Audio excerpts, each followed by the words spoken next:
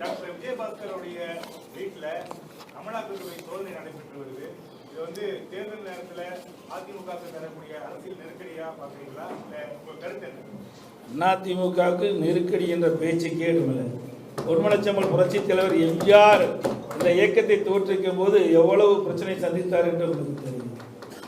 அவருடைய மறைவுக்கு பிறகு இதே புரட்சி தலைவி அம்மா இந்த இயக்கத்தை தோற்றுவிக்கின்ற பொழுது எவ்வளவு பிரச்சனைகளை சந்தித்தார். இருவரும் தலைவர்கள் எப்படி வெற்றி கண்டார்களோ அதே போல நாங்களும் அனைத்து இந்திய அண்ணா திராவிட முன்னேற்ற கழக நிர்வாகிகளும் தொண்டர்களும் அந்த வெற்றி பெறுவோம். நாங்கள் சட்ட ரீதியாக அனைத்து சந்திப்போம்.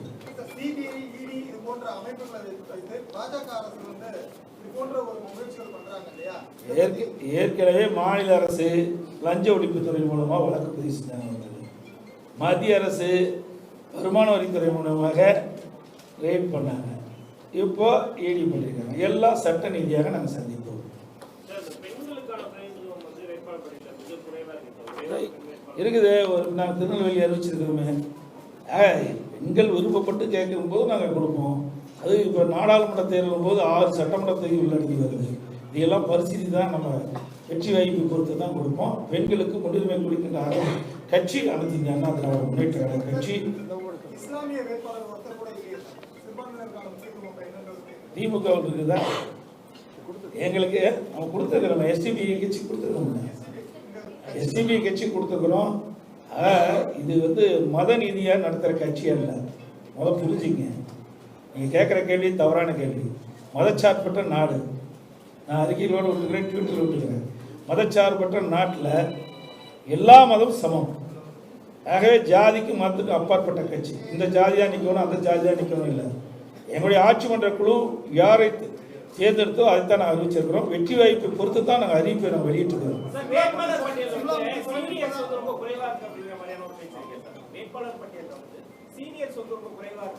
இது ஜூனியர் சீனியரே கிடையாது. நானும் ஒரு கிளைச் செயலாளர் தான் எனக்கு வாய்ப்பு கொடுத்தாங்கல்ல. அப்போ எப்படி நான் இன்னைக்கு வந்து பொதுச் செயலாளராகி முதலமைச்சராக இருக்கேன்ல. இங்கே பொறுத்த வரைக்கும் தலைமைக்கு விசுவாசமாக இருக்கணும், உழைப்பு கொடுக்க வேணும், தேர்ந்தெடுக்கப்பட்ட மக்களுக்கு நன்மை செய்ய வேணும்.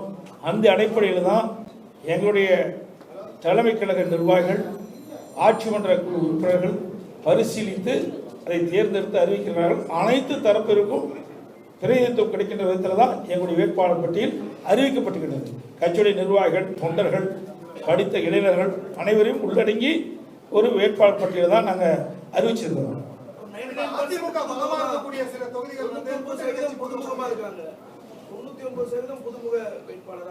அதில் என்ன தவறு இருக்குது? அப்படியெல்லாம் கிடையாது.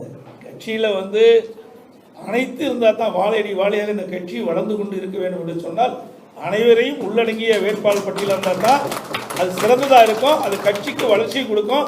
அப்பொழுதுதான் அனைத்து தொண்டர்களும் தங்களுக்கு வாய்ப்பு இருக்கிறது என்று கட்சிக்கு விசுவாசமாக இருப்பார்கள், மக்களுக்கு உழைப்பார்கள். அதன் மூலம் கட்சி வளரும், மக்களுக்கும் எங்களுடைய இயக்கத்தின் மூலமாக சேவை கிடைக்கும்.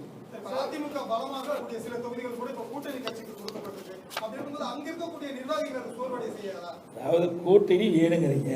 நீங்களே என்ன சொல்றீங்க? இங்க கூட்டணியே கிடையாதப்பா. எனதோரு பத்திரிகையில் பார்க்குறீங்க, உங்கள் பத்திரிகையிலேயே ஊடகத்திலேயோ என்ன சொல்கிறீங்க? அதிமுக இன்னும் பற்றியா ஏதோ பேசுகிறீங்களா போட்டிருக்காங்க. நாங்கள் பேசக்கூடாது சில பத்திரிகையில். அதுக்காகவே சில பத்திரிகைகள் இருக்குது. அதிமுகவை குறை சொல்வதற்காகவே 2 பத்திரிகை இருந்துகிட்டு இருக்குது. 2 கட்சிக்கு அவர்கள் வந்து ஆதரவாக செயல்பட்டு கொண்டிருக்கிறாங்க. உண்மை செய்தி மறைச்சு போட்டுக்கிறாங்க. அதாவது கூட்டணி வரலினா இந்த கட்சிக்கு ஒரு கூட்டணி இல்லைங்கிறீங்க. கூட்டணி வந்தால் முக்கியமான தொகுதியில் விட்டு கொடுத்துட்டீங்கிறீங்க. அப்படியெல்லாம் கிடையாது. கூட்டணி என்பது தேர்தலுடைய சூழ்நிலைக்கு தக்கவாறு அமைக்கப்படுகிறதா கூட்டணி. கூட்டணி இருந்துதான் ஒரு கட்சி வெற்றி பெறும் சொன்னால் அந்த கட்சி நிலையாக இருக்க முடியாது. அந்த கட்சியுடைய சொந்த பலம் நேரத்தே சொன்னேன், சொந்த பலத்தோடு இருந்தால் தான் நாம் வெற்றி பெற முடியும்.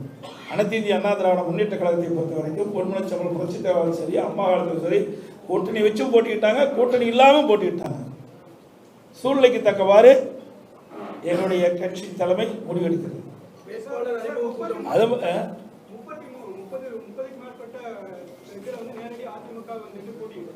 இதை நீங்க வெற்றி வாய்ப்பை கணித்து வந்து கேண்டிடேட்ஸ் செலக்ட் பண்ணிருக்கீங்க.